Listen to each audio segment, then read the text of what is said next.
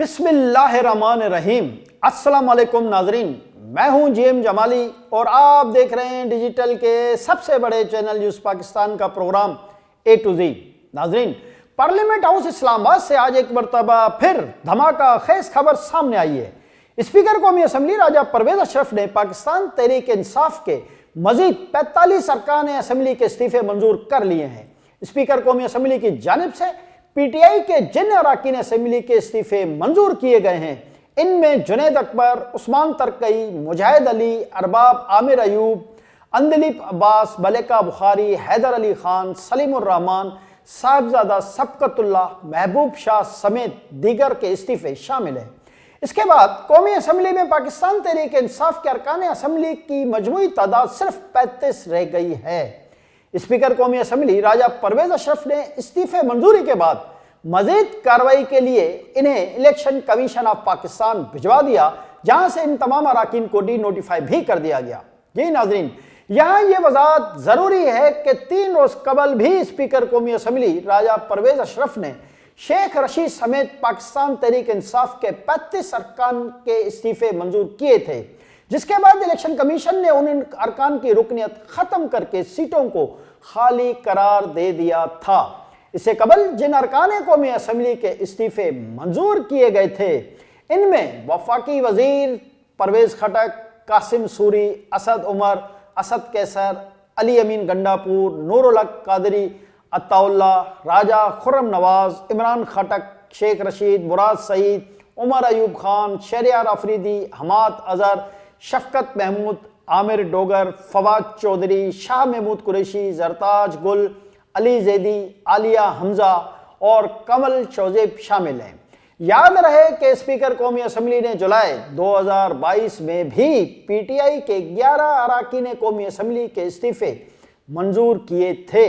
اب تک مجموعی طور پر پاکستان تحریک انصاف کے 80 اور شیخ رشید کا استعفیٰ ملا کر 81 اراکین اسمبلی کے استعفے منظور ہو چکے ہیں۔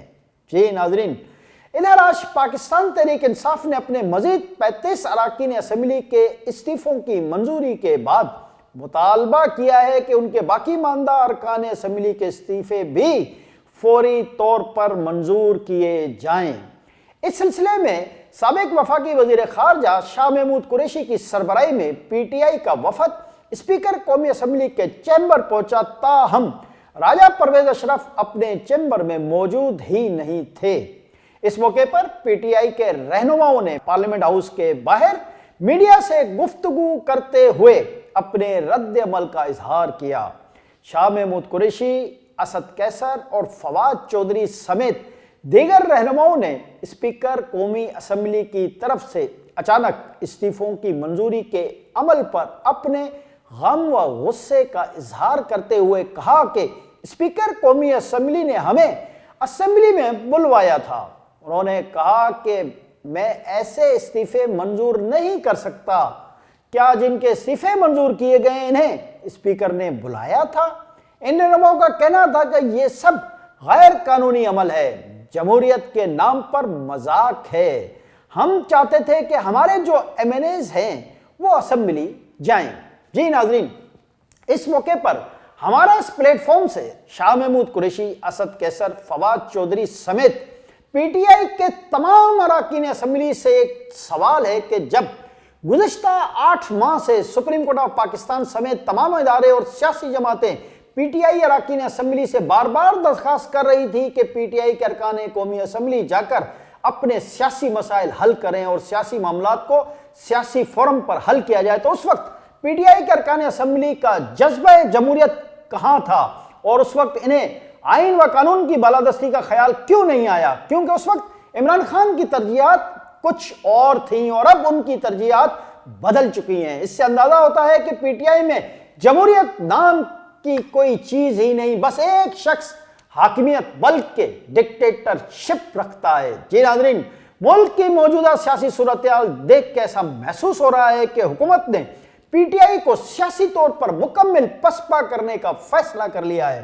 جبکہ بعض ذمہ دار ذرائع سے یہ بھی خبریں مل رہی ہیں کہ حکومت نے پنجاب اور خیبر پختونخوا اسمبلی کے ضمنی الیکشن فوری طور پر نہ کروانے کا فیصلہ کیا ہے، کیونکہ حکومت کے خیال میں اس وقت ملک شدید مالی بحران سے دوچار ہے اور کمزور مالی حالت کی وجہ سے اس وقت ملک ضمنی الیکشن جیسے پروسیس کا مکمل نہیں ہو سکتا۔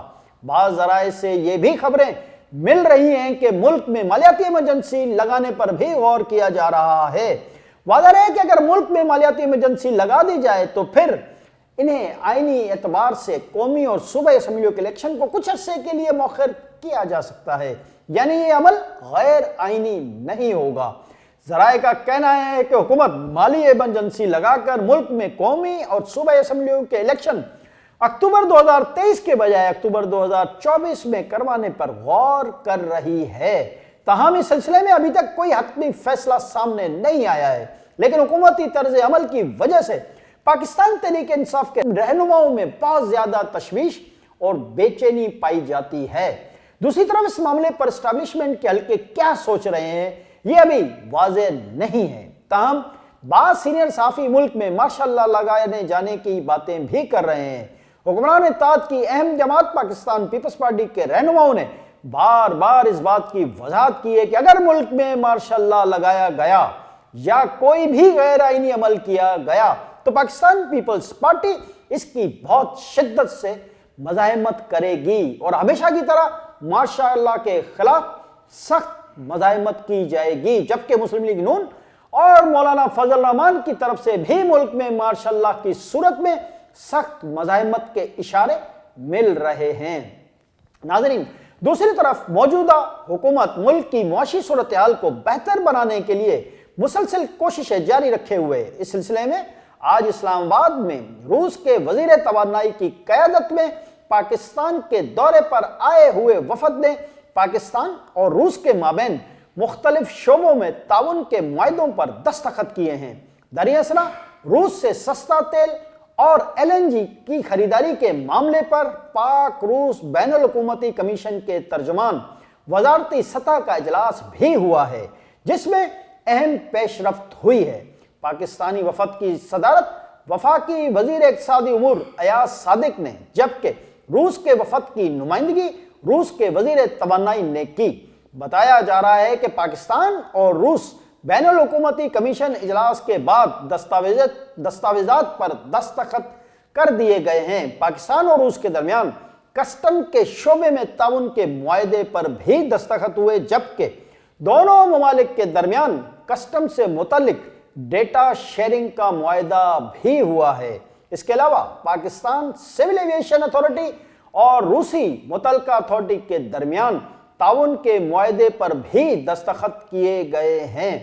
مختلف معاہدوں پر دستخط کے بعد دونوں ممالک کے وزراء نے ایک مشترکہ پریس کانفرنس کی، جس میں روسی وزیر توانائی نے کہا کہ ہم پاکستان سے توانائی سمیت تمام شعبوں میں تعاون اور تعلقات کو فروغ دینے کے خواہش مند ہیں۔ انہوں نے مزید کہا کہ وہ کمیشن کا اجلاس کرانے پر حکومت پاکستان کا شکریہ ادا کرتے ہیں۔ انہوں نے کہا کہ ہم نے مختلف اقتصادی شعبوں میں تعاون بڑھانے پر اتفاق کیا ہے۔ روس کے وزیر خارجہ کا مزید کہنا تھا کہ ہم نے چھوٹی، درمیانی اور لمبی مدت کے منصوبوں پر کام کرنے پر اتفاق کیا ہے۔ جی ناظرین، اطلاعات ہے کہ روس اور پاکستان کے درمیان سستی پیٹرولیم مصنوعات کی خرید و فروخت کے حوالے سے اتفاق رائے ہو گیا ہے۔ یہ بھی خبریں ہیں روس پاکستان کو تیل کی عالمی منڈی کی قیمت کے مقابلے میں 30% سستا تیل فراہم کرے گا۔ ذرائع کا کہنا ہے کہ روس پاکستان کو اتنا ہی ڈسکاؤنٹ دے گا جتنا کہ وہ بھارت کو دیتا ہے۔ اس معاہدے کو پاکستان کی تیل کی ضرورت کے اعتبار سے انتہائی اہم قرار دیا جا رہا ہے۔ اس معاہدے پر عمل درآمد کے نتیجے میں پاکستان کو سالانہ 3 سے 5 ارب ڈالر کی بچت ہوگی۔ تاہم ابھی اس معاہدے پر امریکہ کا رد عمل آنا باقی ہے۔ اگر امریکہ نے کوئی رکاوٹ پیدا نہ کی تو اس معاہدے پر سخت رفتاری سے عمل درآمد ہوگا۔ بصورت دیگر یہ معاملہ بھی پاک ایران گیس پائپ لائن کی طرح سرد خانے کی نظر ہو سکتا ہے۔ یاد رہے کہ امریکہ نے یوکرین وار کے بعد روس پر اقتصادی پابندیاں عائد کر رکھی ہیں، جس میں تیل برآمد کرنے اور دیگر مصنوعات کی برآمدات پر پابندیاں شامل ہیں۔ تاہم ابھی تک یورپ اور بھارت سمیت کئی ممالک نے روس سے اپنے اقتصادی تعلقات خاص طور پر تیل خریدنے کا عمل جاری رکھا ہوا ہے، جس پر امریکہ کی طرف سے کوئی خاص رد عمل بھی سامنے نہیں آیا ہے۔ آج کے لیے اتنا ہی۔ اگلے پروگرام تک کے لیے اپنے میزبان جے ایم جمالی کو اجازت دیجیے۔ اللہ حافظ۔